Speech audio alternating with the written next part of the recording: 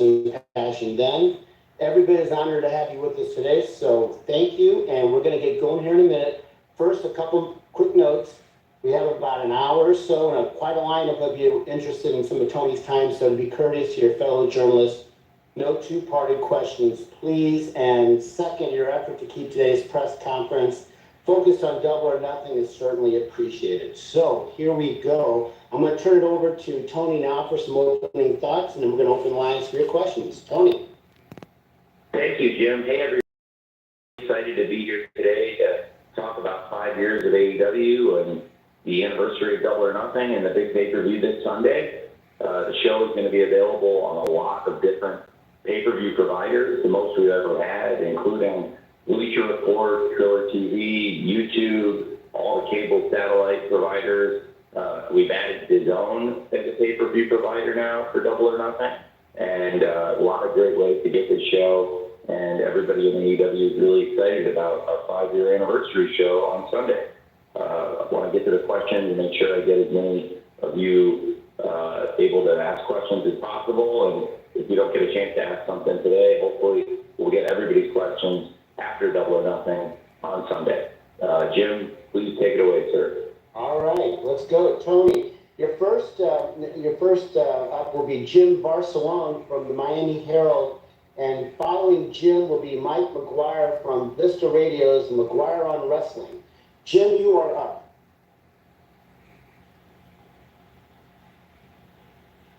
I really don't enjoy going first, because then I got to ask the question. I got to ask this question. Well, that's not Double or Nothing. Why are you guys doing this? All right, so I'll try to tie it in this way.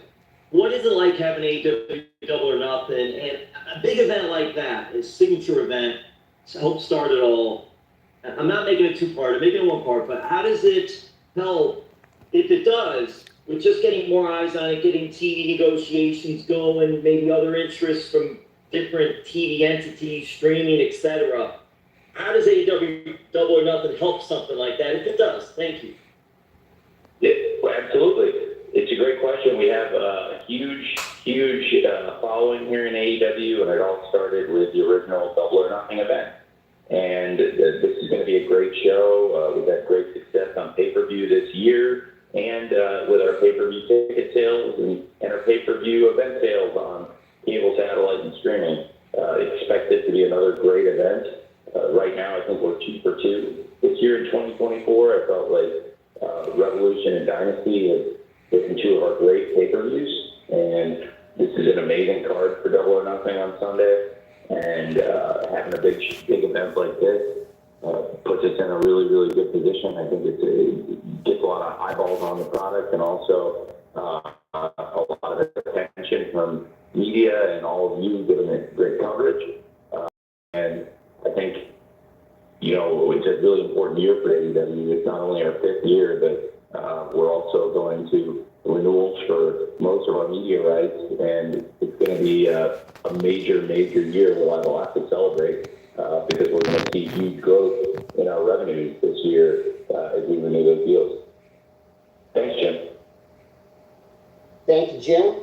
Mike McGuire from Vista Radio's McGuire on Wrestling is next, and I'm going to follow Mike with a write-in from Jonathan Hood of Good Karma Wrestling in Chicago. Mike.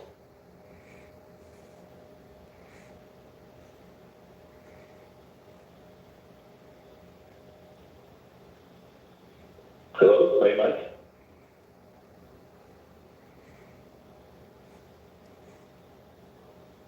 Is Mike there, Jim? I am not hearing. Hi, can you hear me? Yeah, there he is. Yeah, got you now. There we go. We got you, Mike. Sorry about that. The pop-ups were coming up in different ways here. Tony, thanks for the time today. Congratulations on 5 years. Definitely a great accomplishment for you there. It's been an interesting 5 years for fans watching, and one of the things, of course, when you have the company going as strong as you do and as often as you do, is the plague of injuries, and there's definitely been some big names that have been out for injury for a while now. When you have a case like this where you have some definitely top names that are coming down, are you kind of trying to put things with storylines and with your characters in a holding pattern, or are you looking at this as a chance to try and build new talents. And I know you said there's no two-part questions, but I also just wanted to know, do you need a permit to own a flamethrower? I'm just curious, but anyway, that's all I got. Thanks.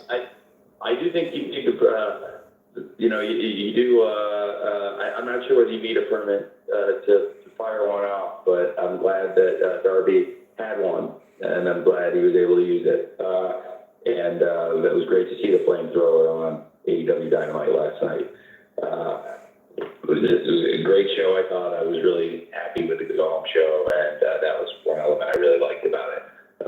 So then, to go back to what you were asking before, you got me so excited talking about the flamethrower in your two-part question. Going back to what you had led off with, we have had a lot of injuries. It's been great to get Darby back, and we're always pushing forward.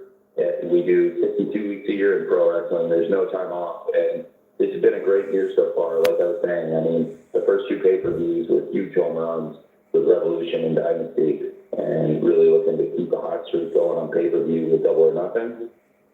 And I think for us going into this show, the card looks really strong. It's great going back to Las Vegas, the same place where we began 5 years ago at the MGM Grand, and we've accomplished so much in 5 years. And it'll be really great to go back with such a strong card. And despite the fact some of our top stars are injured, that does create opportunities for them to come back and create great moments. And the people that are keeping us strong week to week right now, they're going to have great opponents walking through the door soon, and more of our injured stars come back, and we've got great matches lined up now, and there's only going to be more and more great matches that are possible as we get some of those injured top stars back soon. Thanks for asking. Thank you, Mike. So, Tony, I've got a write-in from Jonathan Hood from Good Karma Wrestling in Chicago. I'm going to read it in a second. I want Dominic D'Angelo from Ad Free Shows to be ready after Tony answers Jonathan, who asks if there are some other cities out there right now that you're looking at to showcase AEW for television programming that you haven't been to yet. That's a great question. Yes, there are some cities that we've never been to that I've brought up. In the U.S. and in Canada and overseas, I think there's some great cities that would be great homes for AEW Dynamite and Collision and Rampage, as well as our pay-per-view events. We're doing some different things in terms of, routing and touring, and creating some new opportunities for us to have stuff like the AEW Summer Series on the Path to All in Arlington, Texas. That's a great opportunity for us, and working with the local government and city to plan a series of great events in a great market like that. And then there are other markets that we, have not mined and not been to. And I think there are some excellent places in the U.S., Canada, and overseas where we've not been yet, where there's a great opportunity, where there's following for AEW and a potential for us to draw. It's been great having Koshe Irby come in and join us as the COO, putting a great live event team together. And that's something we're talking about all the time, is new markets where we can bring AEW. The shows aren't in 150 countries around the world now. We've got great penetration. So there's a lot of opportunity internationally as well as domestically to open up new markets. Thanks for the question. Thank you, Jonathan. Dominic D'Angelo from Ad Free Shows is next. Dominic will be followed by Andrew Badala from the Final Bell Media. Dominic. Hey, Tony, can you hear me okay? Yeah, hear you great. Cool. Tony, looking forward to the pay-per-view this weekend. First year I'm not able to make a double or nothing, so pretty bummed about that. You guys did a great build for the show on Dynamite last night, I thought. Wanted to follow up. I really appreciate it. Yeah, you're very welcome. You're very welcome. I wanted to follow up with one of the legacy talents that have been in the news lately, Mark Henry. A report came out that his contract was expiring this month, supposedly, and was curious if you had interest in re-signing him or what his status is with the company moving forward. I really like Mark. We have to look at that internally, but I think as far as the contract dates, but I think Mark's a great person, and I really personally like him. He's a great media personality as well as being a great wrestler and a great philanthropist. And I have a ton of respect for Mark, and he's been great in AEW, and I have a lot of respect for him in and out of the ring. Thank you very much. Thank you, Dominic. Andrew Bedala from Final Bell Media is next, and I'm going to follow Andrew with a write-in from Kimmy Sokol of the Pop Break. Andrew. Hey, Drew. In the summer series at the East Sports Stadium in Arlington, Texas, could this be a new norm for AEW Collision and other TV to give it a unique feel with the venues? And would you explore more intimate venues with a residency in the near future? Well, it's interesting. The city of Arlington gave us a great opportunity there and favorable terms, and it's a great market for pro wrestling, and it's a great venue, the East Sports Stadium in Arlington.